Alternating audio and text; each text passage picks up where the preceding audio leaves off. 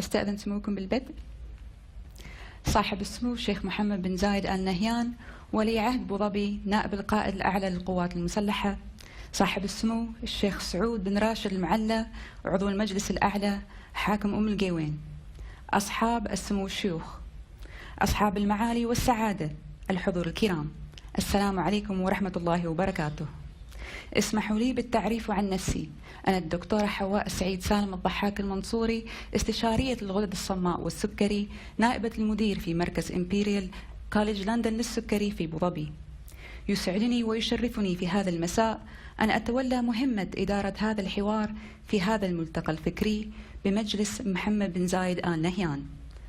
حضورنا الكريم، محاضراتنا اليوم تحت عنوان تأثير التجارب المبكرة على نمو الدماغ، يلقيها علينا الدكتور ديمتري كريستاكس. والآن اسمحوا لي بأن أكمل ما تبقى من حديثي معكم باللغة الإنجليزية. Media in the digital age, it's a powerful tool.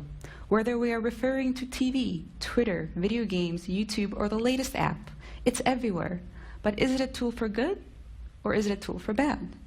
That perhaps depends on the way media is used and for what purpose. The audience might be interested to know that in the region, people spend on average 7.5 hours a day watching TV. This is one of the highest statistics in the world.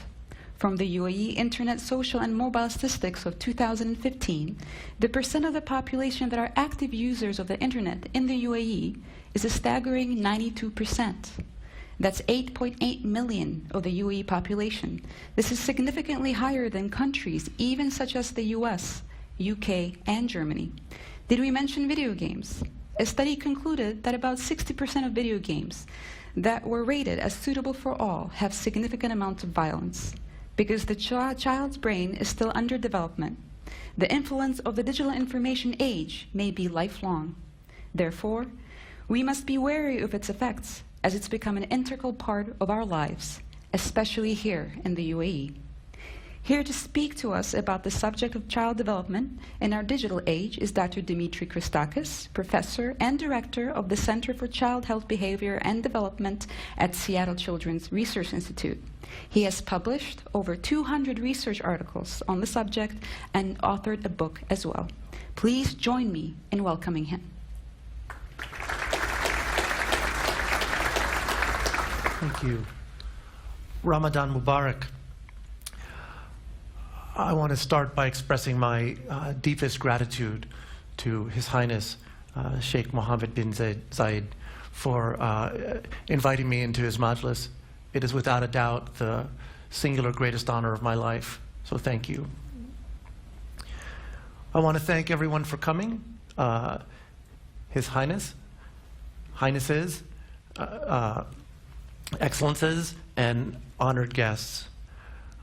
I have been to your country many times and have developed a profound affection for your people and your culture.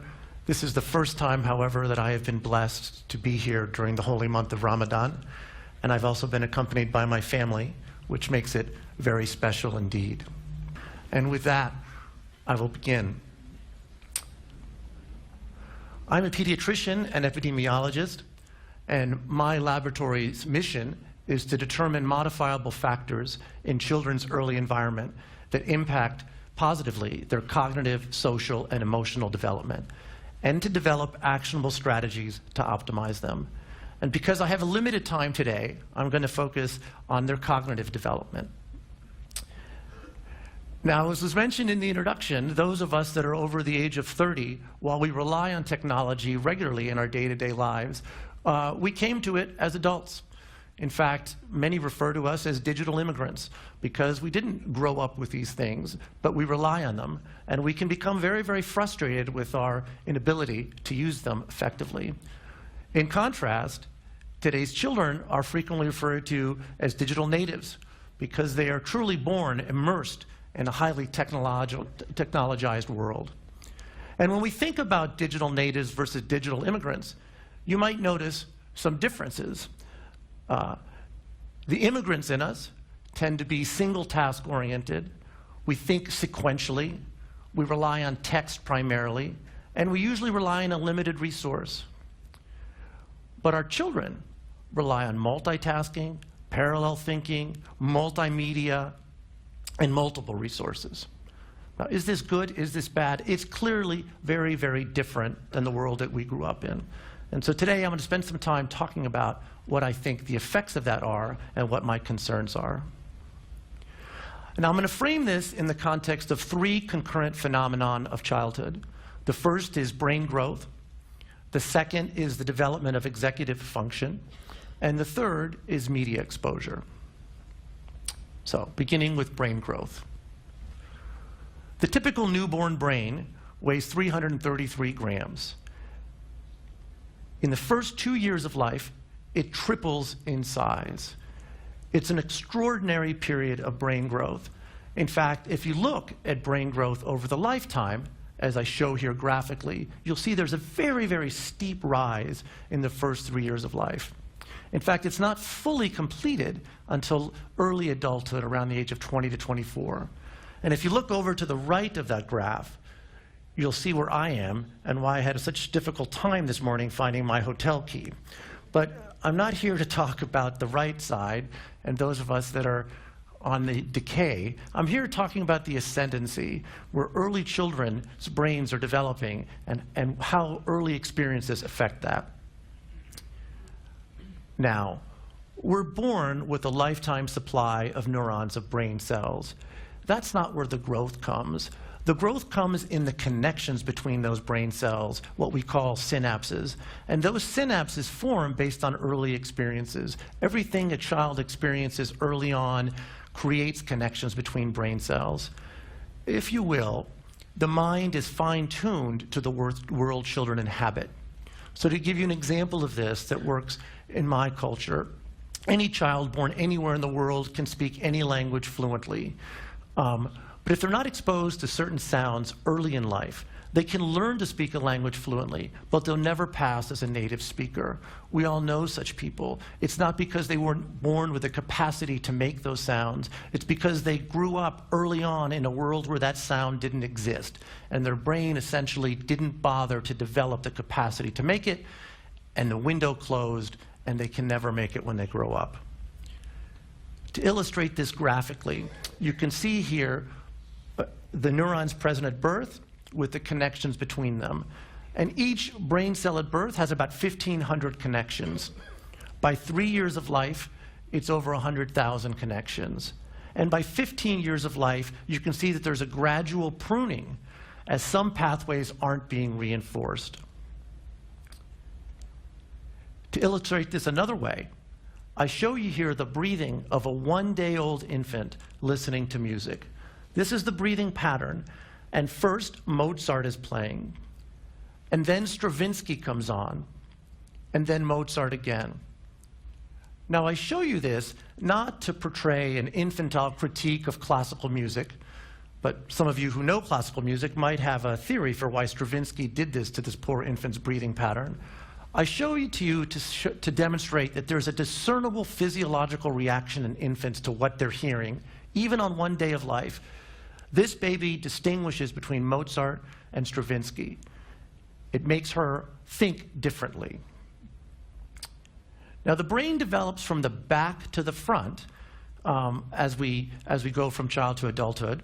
And I'll show you that here. It'll be demonstrated by the blue. As the blue progresses, you'll see, starting in the back of the brain all the way to the front.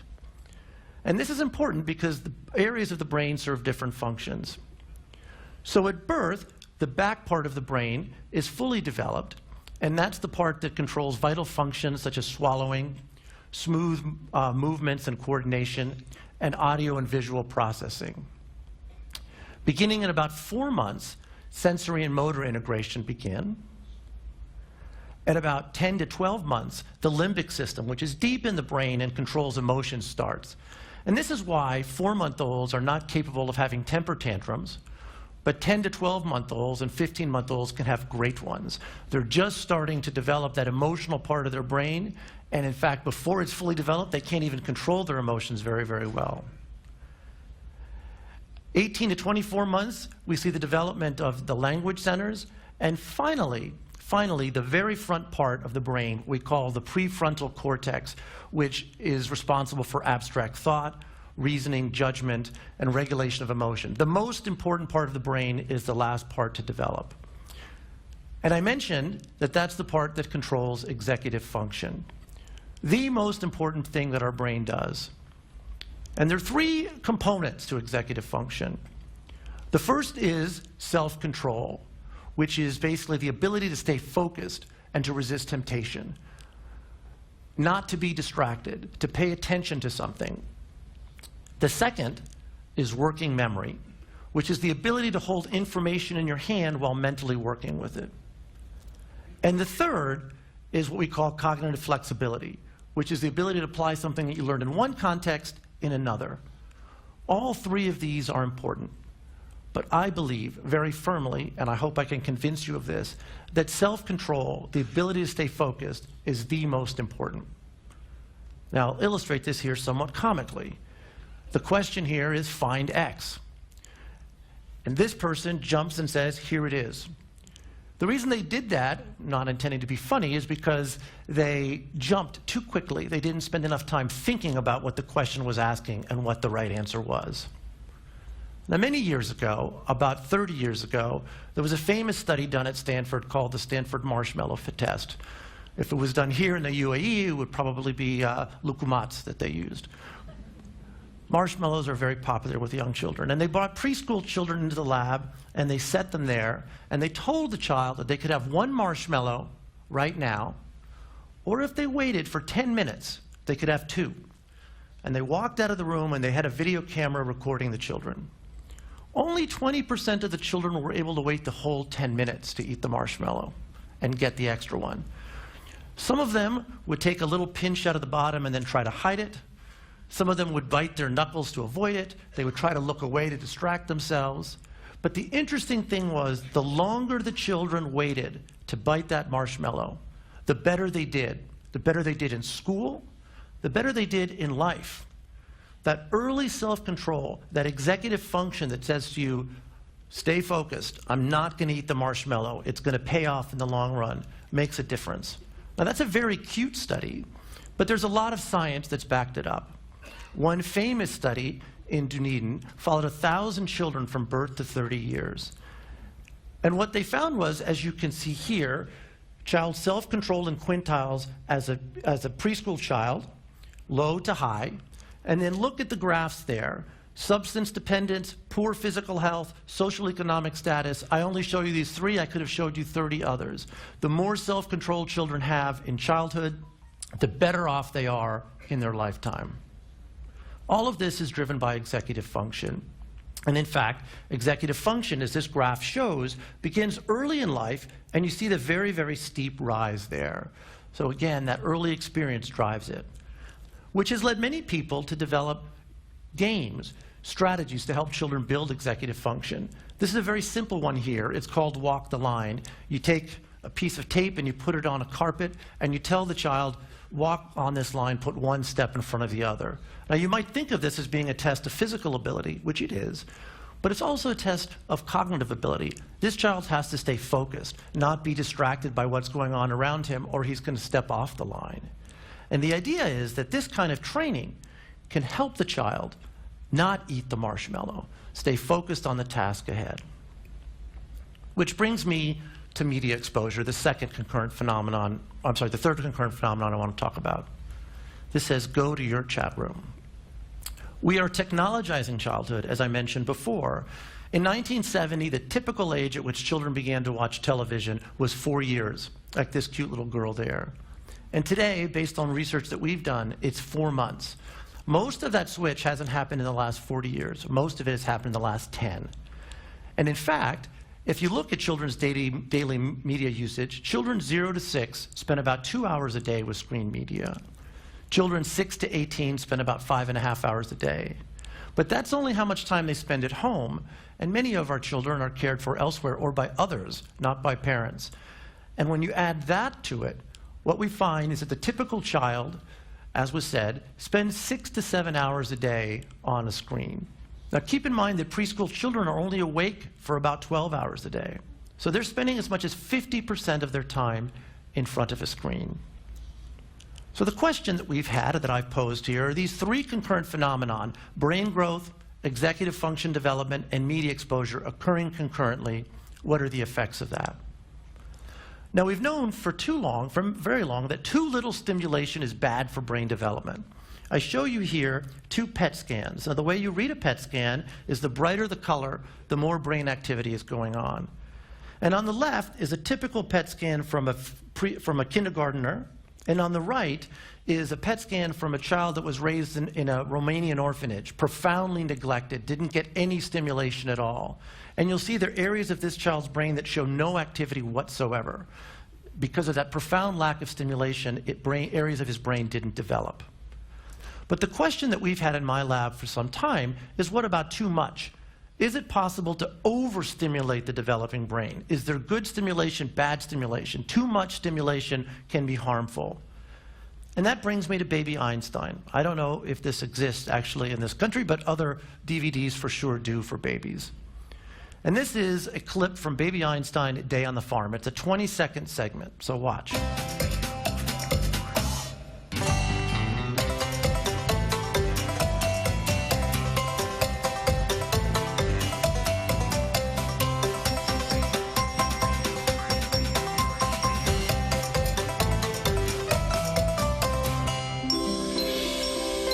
So in that 20-second segment, there were 7 scene changes.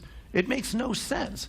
If you're watching it, you're trying to make a coherent narrative as an adult, and you can't. It's completely discombobulated. But babies aren't capable of making a coherent narrative out of it cognitively. What's keeping them engaged in the screen is all of that change, that ridiculously, supernaturally fast pacing. That's not what going on a farm is like. And I want to contextualize this by talking about the rise of attention deficit disorder, which, as you may know, is characterized by impulsivity, inattention, and hyperactivity, really a deficit of executive function. Now, I looked, and there was a study in the University of Sharjah that showed that the prevalence of ADHD right now in the UAE is about 15%, which is actually very similar to other developed countries, very similar to what we see in the United States. The concerning thing is that ADHD is 30% more common today than it was 20 years ago. We've seen a rise in it. Children's attention spans have gone down over the last 20 years. Now, we've known for some time that ADHD has a genetic component. But I show you here many different studies that have looked at how heritable it is. And if you summarize them, it's about 75%, meaning that if one identical twin has ADHD, there's a 75% chance that their sibling will.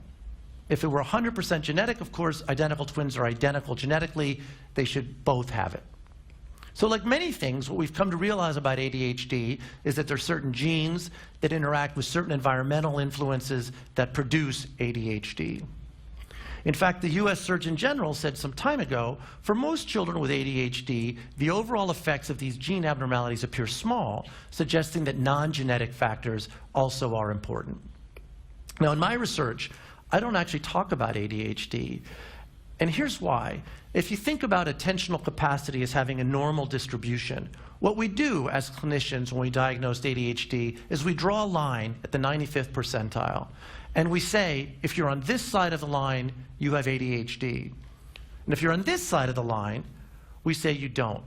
But it's clear that that child has serious attentional challenges. And when I showed you self-control in adult outcomes, you may recall there was no threshold. It was a linear relationship. There wasn't some magic cut point at which early executive function mattered. And so there really shouldn't be a distinction that we draw here. And so many years ago, we came up with what we call the overstimulation hypothesis, and simply said that what that says is prolonged exposure to this rapid image change during this critical window of brain development preconditions the mind to expect that high level of stimulation. And this leads to inattention in later life. Put another way, you watch enough baby Einstein Day on the Farm as a baby, and then when you go to a farm as a school-ager, it's so boring. How come it's so slow? Why do I have to walk here? Why don't things pop out at me like they do in baby Einstein? And what we found was that the more television children watched before the age of 3, the more likely they were to have attentional problems at school age. The other thing we found was that the more cognitive stimulation children received early in life, the less likely they were to have attentional problems. And we measured cognitive stimulation by how often parents read to their children, sing to them, take them to museums, etc. In fact, each hour of TV that children watch before the age of 3 increased the risk of attentional problems by 10%. And each hour of cognitive stimulation that they received decreased the risk by 20%. So put it another way, the child who watched 2 hours of TV a day before the age of 3, 20% more likely to have attentional problems at school age compared to the child who watched none. And if our hypothesis was correct, that it's this surreal pacing, that it's the overstimulation that drives this, you might imagine that what children watch matters. So we repeated our study, looking at what kids watch. Now, I don't know how many of you have seen the Powerpuff Girls movie, but I will show you a clip from the Powerpuff Girls movie.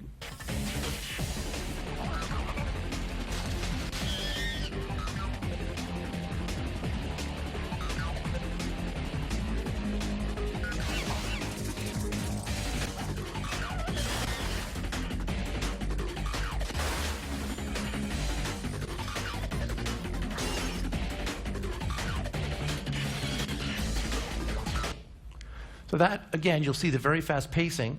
In fact, this was the first movie that was rated PG for non-stop, frenetic animated action. I want to contrast that with a different program. This is from Mr. Rogers, and watch this segment.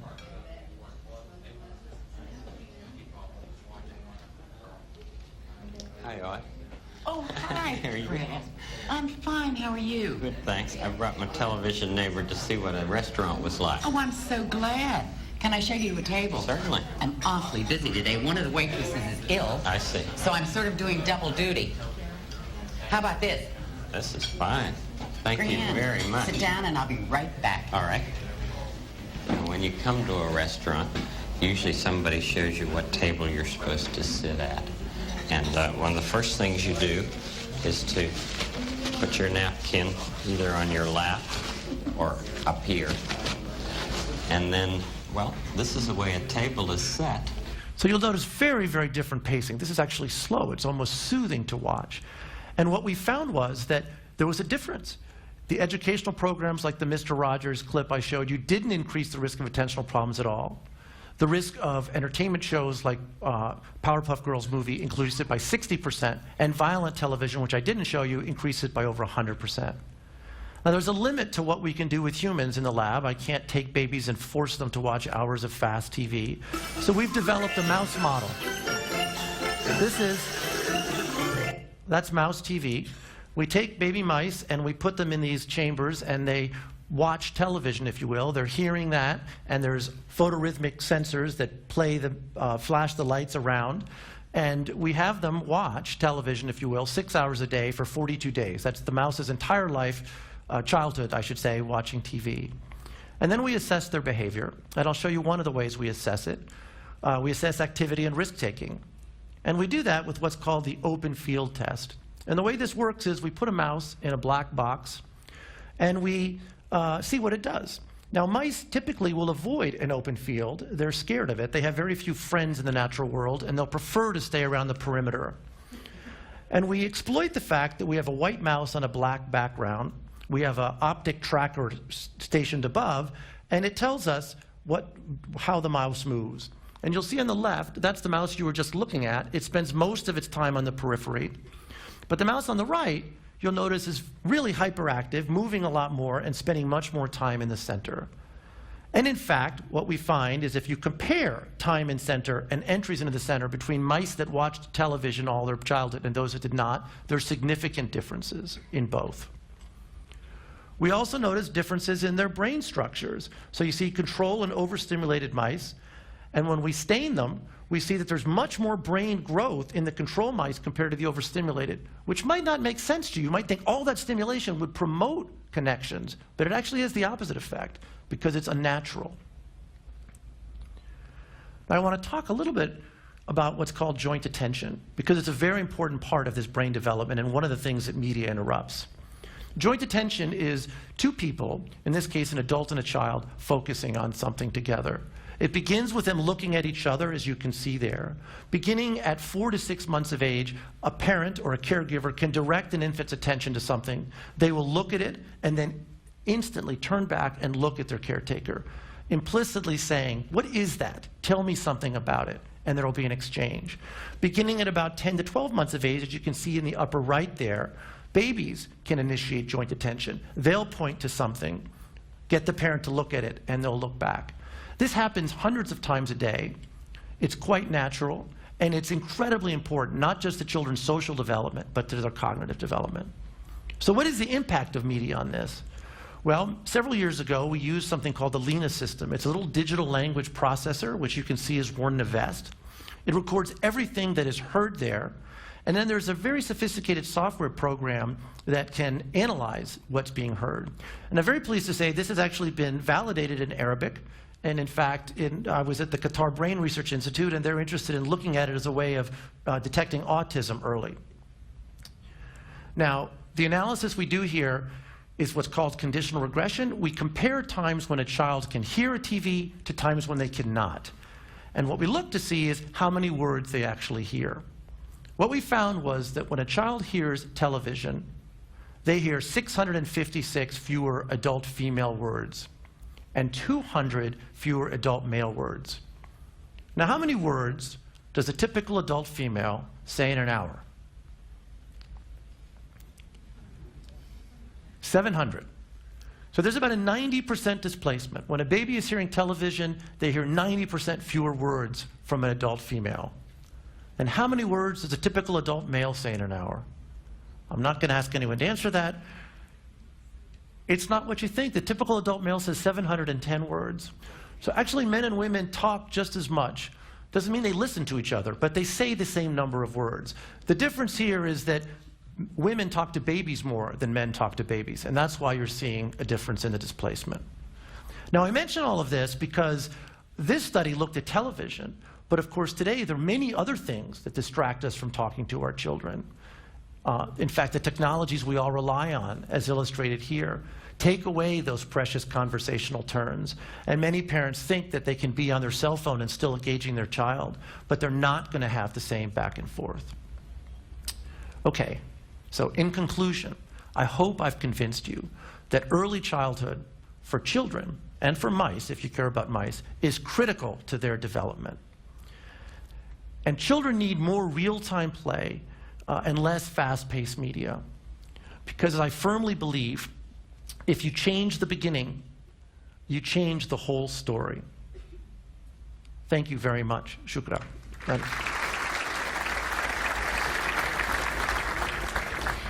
Thank you. And now we will start with the Q&A session. And until we receive questions from the audience, I will start with some questions of my own. So, first question. You had stated that some children are more sensitive to the fast-paced media. There is a genetic component.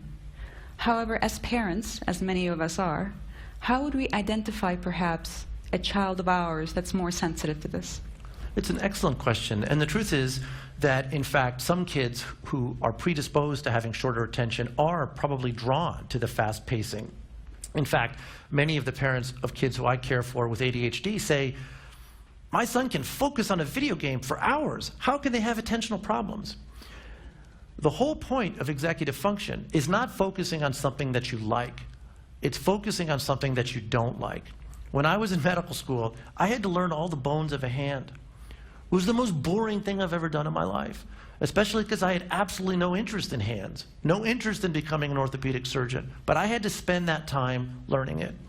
That's the key part of executive function. It's giving your child the ability to stay focused on something that they don't like.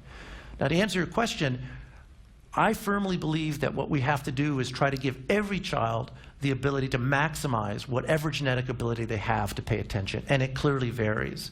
But everything you do early in life will make that difference and ultimately may help them learn something as boring as all the bones in the hand, unless they want to become a hand surgeon, in which case I'm sure they'll find it fascinating. I remember those days, but... That's right. Could you name one of them now? No. In regards to treating the children differently, Yeah. Some parents, even people, say that you should treat all of your children the same, even in terms of the attention that you give them, in terms of the books they read, et cetera, et cetera. Are you a proponent of this? Or, as you said, should we perhaps tailor it? I shouldn't say different, but tailor it to the child's needs. So I'm a little reluctant to answer this question because my children are in the audience, so I have to be very careful what I say. I think the reality is that children are different, and I think one of the challenges of being a parent is modulating how you interact with them to optimize their own development. Now, that said, they're extremely perceptive, and they will be very quick to point out that you aren't treating them the same. So if you choose not to do so, I think you have to have in your own mind a very compelling rationale for why, at least one that you can convince them if you choose to do that. I believe that there are situations where children should be treated differently, but I don't think that should be around things like early exposure. I think there's certain rules of a house that should be consistently applied regardless of the individual child, and clearly that will vary what those are household to household. We certainly had some in ours. There's some physicians and psychologists that would argue with you and say that actually the digital age gives us more tools to educate our children, more modalities to get their focus. What would you say about that? Yeah, I've heard that a lot, and I guess my point is that we want our adults of the future to be able to focus on something intently, to give it their full attention. You know, one of the things I hear a lot is this phenomenon of multitasking, and I hear many people say to me, kids these days multitask, and they might as well start as a child. The truth is that one of the myths about multitasking is that you can simultaneously process two things. The truth is that our brain is not capable of doing that. What it does is it oscillates from one activity to the other. And the young, nimble brain is able to do that very, very quickly. But it comes as a cost. Many studies have shown that their performance goes down when they multitask. They don't do as well. And even worse, they don't develop the capacity to focus on one thing.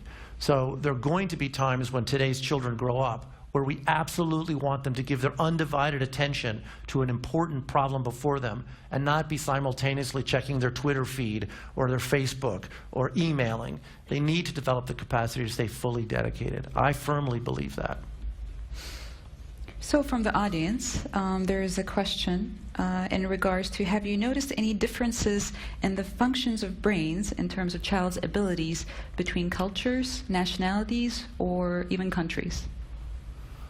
Oh, that's a great question. It's not research that I've done personally. Some people have tried to look at it.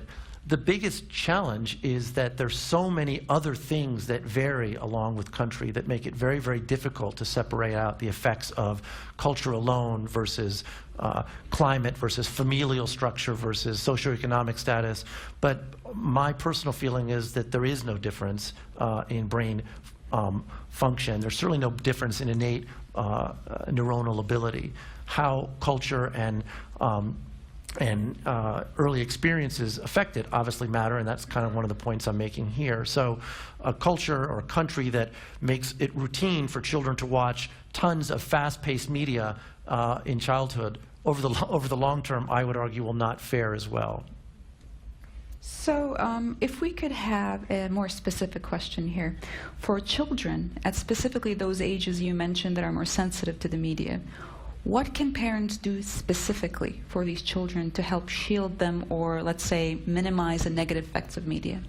So speaking about early childhood, as we have tonight, the American Academy of Pediatrics, which I'm a member of the executive committee on media for, or was, drafted guidelines that said that children of the age of 2 should avoid screen time. After I stepped off that committee, I became very critical of the recommendation because I think it's not consistent with the science, and it's based entirely on passive media and a lot of the research that we've done in my lab around fast-paced media. I think the interactive media that children use today, iPads and iPhones, is a fundamentally different experience and needs to be viewed differently. But my own advice and the way I raised, Danielle and I raised our children, was that in the first 2 years of life, fast-paced media should be avoided. So that doesn't include, obviously, Skyping with family or relatives. And I would argue, starting at 18 months of age, it would not include slow-paced interactive games. I've drafted the new guidelines, and I'll tell you this, but please don't tell anybody else because it hasn't been published yet. But we will say that starting at 18 months of age, interactive media use in limited amounts is okay. So you heard it first.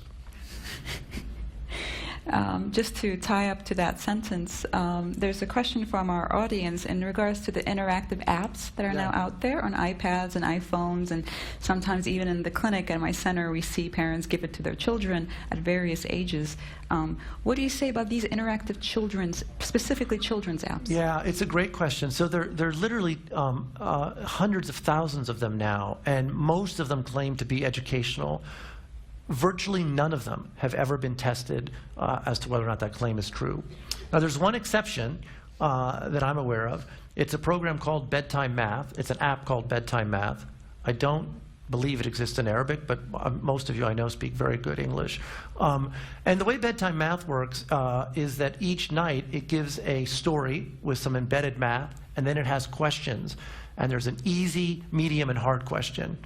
And you read the story with your child, and then you choose the easy, medium, or hard question. And that program, Bedtime Math, has been shown in an experiment with kindergartners and first graders to improve children's math skills and decrease their anxiety, their math anxiety.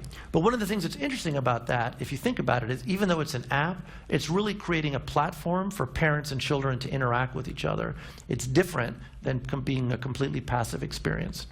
All that said, we have now done a study, which is yet to be published. It will be submitted next month, which showed that at 18 months of age, even on their own, using high-quality, slow-paced apps, children can learn novel shapes, novel words. So I think, honestly, that judicious use of these apps starting at 18 months of age can have benefits. But I want to put one caveat on that, because even good things need to be used in moderation. And the biggest concern I have with app use in children is the extent to which it can become an obsession and displace other activities that are incredibly important. I like to talk about media as a media diet. So by analogy, if you think about a food diet, carrots are a healthy food. But if you eat a bushel of carrots a day, you almost certainly are not having a healthy diet, because there are other things that you're not eating that you should be eating. So even if you're playing an app that's good, if you're playing it for hours a day, you're not engaging in certain experiences that are incredibly important for your child's development. So if I may say, everything in moderation. Everything in moderation. I believe that's an Arabic saying. Yes, it is. In regards to the negative changes that happen in the child, perhaps developmental delay or ADHD, whatever it may be, is this reversible? That's an excellent question. So in the case specifically of ADHD, we don't think of the underlying neuronal process as being reversible. We think in terms of creating cognitive behavioral therapeutic approaches that can help older children stay focused. They can study in areas of minimal distraction. There are tools they can learn to use to help them stay focused. And many children, certainly with mild ADHD, can not need any kind of medication and can still do very well in school as they get older, but they have to train themselves. It doesn't change the underlying brain function, but it helps them put overlying strategies that help them modulate it. Another question is, can we help our children, or can we prevent them from being quote-unquote addicted to video games? Now, this is a question near and dear to my heart. Yeah. Should I reveal how much video games you play? No, please don't. It's a very important question. In fact, in studies that we've done in the US population, about 10 to 12% of college students in the United States have what we call problematic internet use, which is basically bordering on addiction. Now, the reality is that there's something called the dopamine reward pathway, which starts in the back of the brain. It sends a signal to the pleasure center of the brain, and then a signal is sent from there to the prefrontal cortex we were talking about before. And that signal says, I like that. Do that again. Get more of it. It's a healthy pathway. It also reinforces positive behavior. So when you compliment your child, you're activating that dopamine reward pathway and making them think, I want to do that again because I liked the feedback I got. But video games consciously play on that. There are many, many ways. In fact, I can tell you that at Microsoft in my backyard, they employ dozens of cognitive psychologists whose job it is to make the games addictive, to put in features that activate that dopamine reward pathway, that make it very difficult for you to leave. And I can tell you later what some of those strategies are. But I do think parents need to be very mindful of how much time their children spend, because it can easily go from being fun crossing over into addiction. So there are a lot of strategies that parents can employ, but I don't want to spend too much time because I think there are other questions. Yes, this is kind of a two-parter. The first part is, can you make TV work for you, not against you? And does it matter whether or not it is a certain member of the family that perhaps takes part with the child, the father, the mother, the brother, the sister? Does it matter? So that's a great two-part question. So the first part of this, absolutely. I didn't talk about that today. I was talking about sort of the negative effects in early childhood. But there's no question that media can be an incredibly positive influence. Now, I'm talking even about watching nature programs on television, Googling things, finding out things that you could never otherwise find. Our children have unbelievable information at their disposal, which is a great thing, inarguably a great thing. The challenge parents face is, how do you keep it as a good thing? How do you get the good and leave behind the bad? As I often say, if media were like cigarettes, it would be easy to say, this is a bad thing, don't do it. But they're not. Media are good and bad. And the challenge parents have is, how do you extract the good without the bad? And there are many ways in which you can do it. It starts, by the way, by being a good example yourself. So what I often tell parents is, you need to have a very clear plan for how you're going to use television or the internet. If you're modeling bad behaviors by just turning on the TV and flipping channels without knowing what you want to watch, if you have it on while you're having dinner, if you pull out your phone when you're talking to your children, you're modeling very, very bad behavior. And of course, children will imitate that and learn from it. The second part to your question is, are there ways in which parents being involved can make it great? Absolutely. That's I think, one of the things, when TV first started as a medium in the 50s, families had one TV. It was centrally located in the house, and they gathered together and watched as a family. Very, very different from the way it is now. The typical family has 2 or 3 televisions. Children have TV in their rooms. Children have TVs in their pockets. And instead of getting together and watching together as a family, increasingly these media pull families apart. They retreat to their rooms, they retreat to their device, and they're not interacting as much. So I, frankly, am very bullish on the idea of using media as a way to get together, whether it's playing a game with your child, watching a soccer match, a football match. All of these things are positive family attributes, but they're not the norm now the way they used to be. It's very, very different. So one final question. Knowing the statistics that I've mentioned as being really connected to the internet, using a lot of iPhones, iPads, the fast-paced life, and I think this is the place in the UAE where we've witnessed a huge change very quickly. If you could give us one piece of advice, and I know that might be difficult, what is the one biggest piece of advice you would give us in regards to this? What I ask people to do, what I ask families to do, is to really take stock of how media is impacting their lives. In the experiments we do, in the studies we do with families, we actually ask them to keep a media diary for a week. It's a lot of work, but it really is the best way for you to see how much time are you spending, how much time are your children spending, where are they going, what are they doing. And nowadays, they're actually technological add-ons. They're apps and software that will collect those data for you. Your children may not be pleased if you put it on their phone, but if you do it for a week, you can find out how much time they're spending, what they're doing on it. And that, I think, is the way to start having the conversation with yourself and with your children about how many hours are we spending, and are these really useful hours? Do we really want to be spending 15 hours on Facebook? There was Facebook, I can tell you, has as its plan This is in their business model, that every human on Earth will spend 3 hours a day on Facebook. That's their plan, that's their strategy, and they're working actively to get us there. You can ask yourself now, do you think that you want your child or yourself to spend 3 hours a day on Facebook? Is that a productive use of their time? And if not, you should start building in limits now. Thank you. Thank you so very much. Shukran.